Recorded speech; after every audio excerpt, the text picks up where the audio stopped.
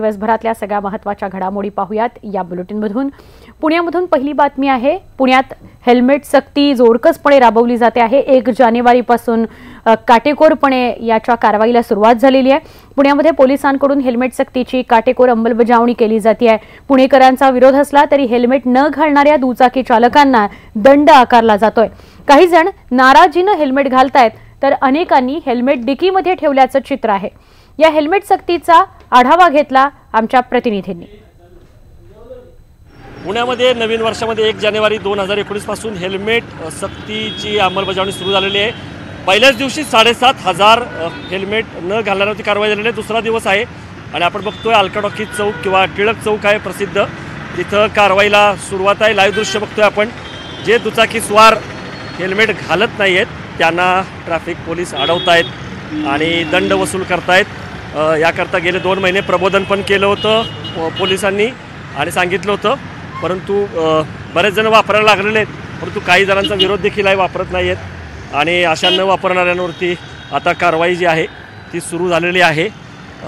मोठ्या प्रमाणामध्ये पुणे शहरामध्ये खरं तर दुचाकींची संख्या आहे, जवळपास 25 लाख दुचाकी आहेत आणि इतकी हेल्मेट्स आहेत का, ISI स्टँडर्डचे आहेत का, असाही जो युक्तिवाद आहे तो केला जातोय।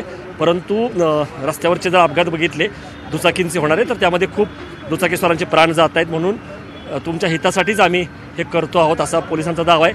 आपण बघतोय मोठ्या प्रमाणावरती दुचाकी चालक जे आहेत ते इथं थांबलेले आहेत, किंबहुना त्यांना अडवलेले आपण प्रयत्न करूयात संवाद साधायचा। मला सांगा, हेल्मेट सक्ती जी आहे त्याची अंमलबजावणी सुरू झालेली आहे।